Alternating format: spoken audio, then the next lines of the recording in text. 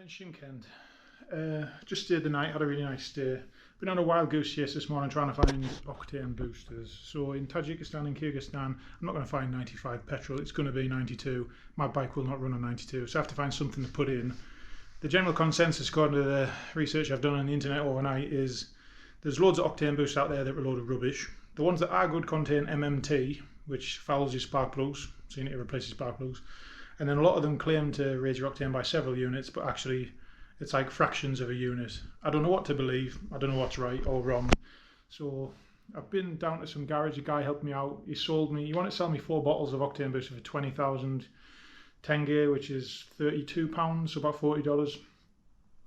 And then I didn't have enough cash. I had 8,000, and then he wanted me to do an international transfer. My bank account won't do that straight off the bat. It wanted tax details and all sorts. That's not going to work. And I just said, look, mate, I'm going to go and I'll get some in Uzbekistan.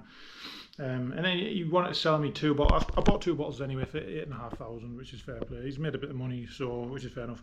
Whether it's any good or not, I have no idea. I'm just gonna have to run with it the next month. I'm not going to have 95. So once I get to Uzbekistan, I've got 2 nights in Tashkent. Really looking forward to that. I've got a really swanky place for a very good price as well. Loads of stuff to see. Really looking forward to it. It's only 2.5 hours ride today, but the border, I'm told, is quite difficult. So I don't know what time I'll get there. Could be a bit of a nightmare. Could be a bit tricky. I'm stressed a little bit about putting bad petrol in my engine. I mean, finding clean 92 is going to be not really that bad. The problem is going to arise not finding like petrol that I know what it is. I'm probably going to end up putting in 92 out of some barrel in the back of someone's garden. It could be even lower than 92, so I don't know. I've looked up on how to run an engine on bad fuel. You've got to keep it in. The worst thing you can do is lug it, like bog it down. Got to keep the RPMs in the mid-range, but not above 5,000. The Suzuki 800DE does retard the engine timing for 92. That is the proper term, to retard the timing, slows down. But whether it does that or not, whether it's good for the engine or not, obviously not. It's nowhere near as good as clean 95. So I'm going to try and find a tank to put something in to take with me. It's all going to be cobbled together. We're going to see what happens. If my engine starts ringing while it's running, that's bad. If it starts knocking at idle, that's bad. Probably going to blow it up. I don't know. I'm going to try. I'm stressed a little bit, but I'm going to try not to be. It is what it is. If we blow the bike up, well, then the journey ends, and and then I won't be a circumnavigator then, will I? But anyway, I'm going to get packed up, going to hit the road, get on the bike, get away from here. We'll see what's in Uzbekistan. We'll see. I'm looking forward to it. The light's fading, so I'm just going to shoot this one before it gets completely dark. I know the GoPro does dreadfully in nighttime conditions, really doesn't pick up light very well, so anyway, I've arrived in Uzbekistan, which is a place I've never been. I've been curious about it though, heard lots of good things. So yeah, riding today, I didn't get any footage because again it was just flat. The last bit of Kazakhstan pretty much, and then straight into Uzbekistan. I'm staying in Tashkent tonight, which is the capital city, and it is just across the border. It's half an hour from the border with Kazakhstan. Border was really rough, took about 3 hours to get through. Really sweaty, 45 degrees according to the sensor on my motorbike. So I was absolutely dying. It was a bit of a nightmare. It was as chaotic as the Russian one, but not as slow. So just people jumping lines, cutting in front, taking the piss really. Anyway, I'm in this big park in front of the hotel.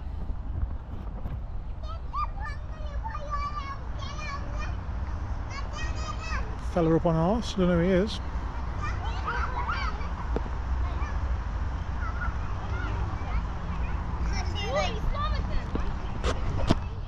Lovely. It's pretty nice around here, but yeah, the border was really rough. I did get insurance. I was accosted by some young fellas who run the insurance booth, and essentially what it is they wanted $60, ended up paying 30, so the whole thing's just a bit of a scam. And they got my registration wrong twice and my driving license number, so I'm pretty sure that piece of paper is worth absolutely nothing in the event of an accident, but never mind, I've got it.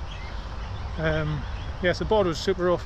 I booked a really nice place, really nice place in Tashkent, like my own little apartment for 2 nights. I was super excited for it. I got there, it was on a lovely street as well, really nice, modern, just everything there, shops and stuff. Honestly, looked absolutely smashing.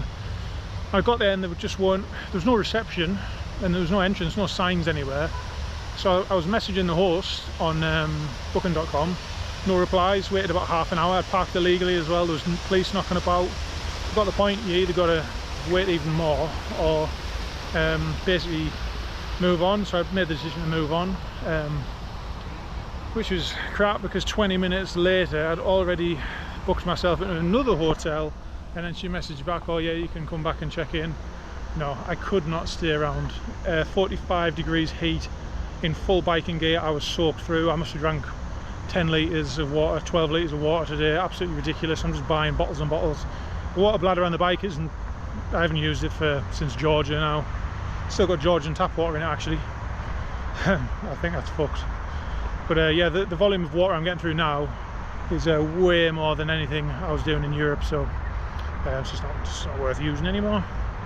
But yeah, I was absolutely soaked, and it comes to the point where you just think, any port in a storm, this place has got the rooms, I'll take a room, and I saved $30 or something, so a little bit of a win, but it's nowhere near as nice. In fact, it's a bit of a shithole actually. I'll show you the room later on when I get back, just after a wander at the minute. But I'm gonna go and find somewhere to have a bite to eat, maybe get a coffee or something as well. I'm a bit tired. The heat absolutely knacks you out here.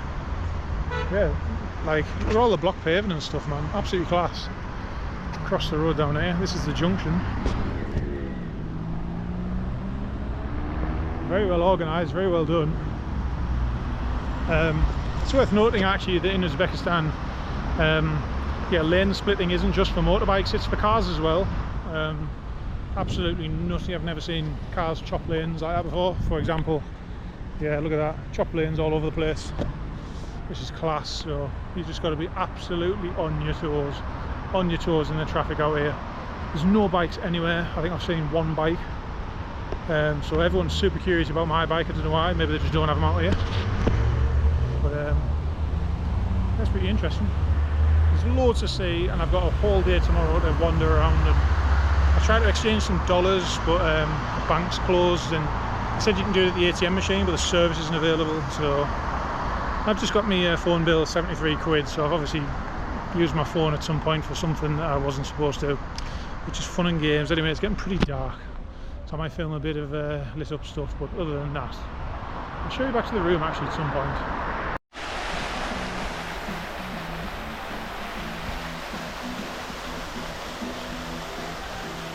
Even more fountains.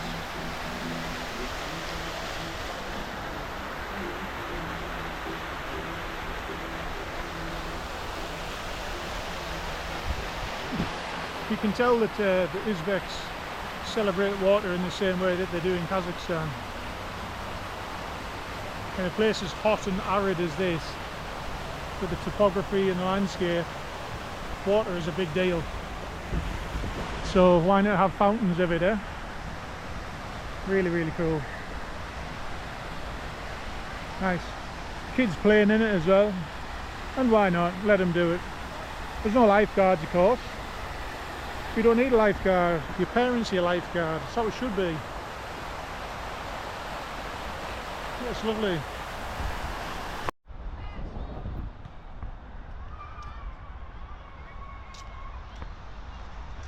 Man, look at this. It's like a little fairy tale place. like Little Forest was lit up with lampposts, like something out of Little Red Riding Hood or something. It's class. Just in the city of Tashkent. The camera's not really picking much of it up. Yeah, it's absolutely class. You don't get this anywhere. What a play, what a thing to stumble upon. Really, really liking it. It's people just having picnics and knocking about, you know. Class. People have put like a rug down on the grass and chilling, you know. It's so clean. There's bins everywhere. It's well groomed. It's block paved. It's lovely.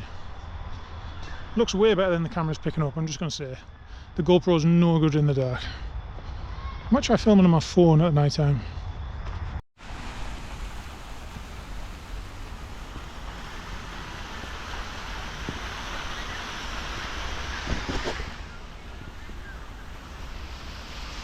Tell you what, fellas, I've never been so wrong in all my life about a place.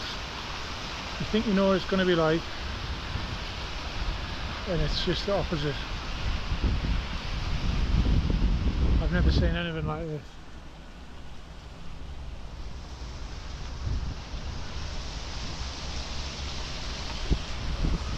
Got that one dead wrong. It's so modern and sleek, but it's not like just steel and glass everywhere like we do it in the West. It's like nice, and this is cleaner than Japan. I've been to Japan and it's pretty clean, and this is cleaner. I've been walking for 2.5 hours now. I've seen one piece of litter, one, and it was underneath a bin. I've never seen anywhere like this. It's just stunning.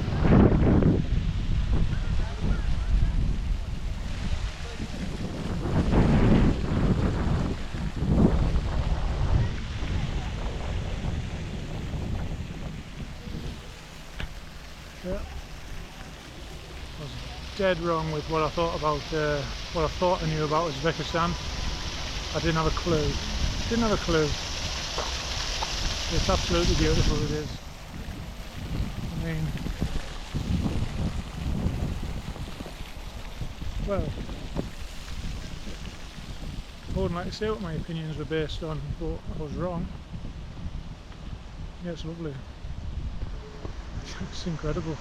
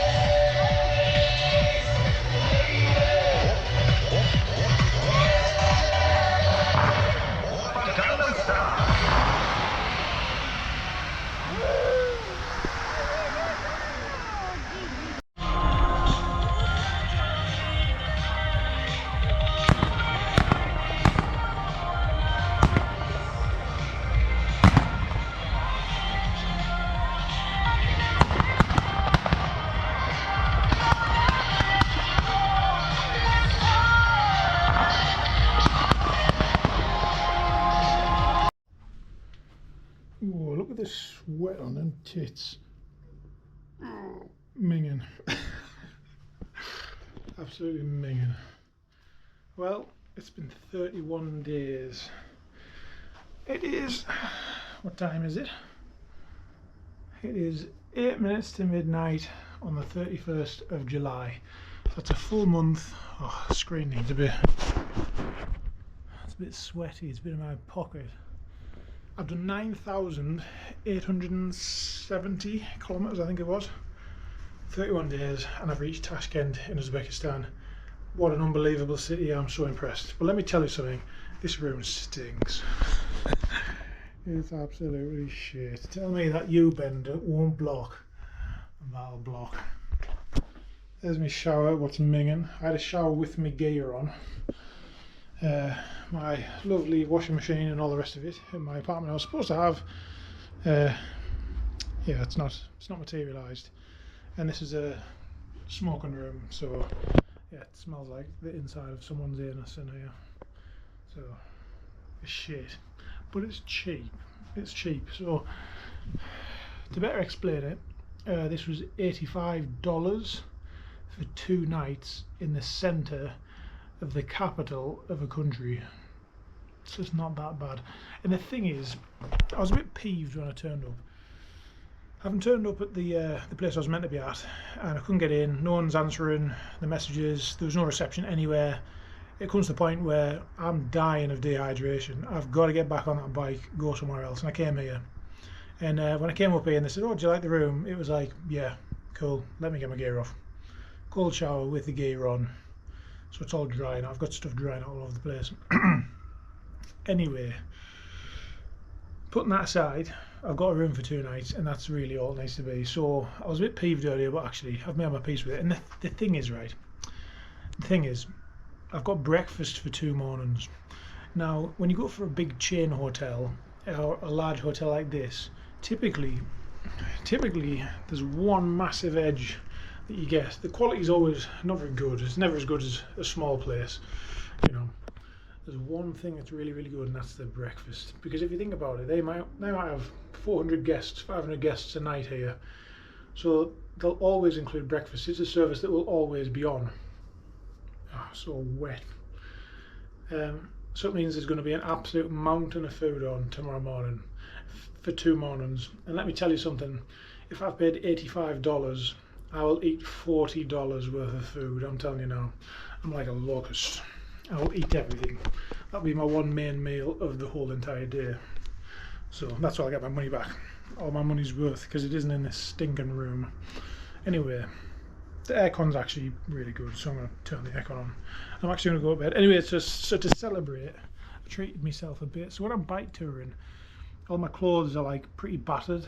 They've got holes in, I've washed them too many times, they've shrunk a bit. They've got stains on, oil stains and stuff.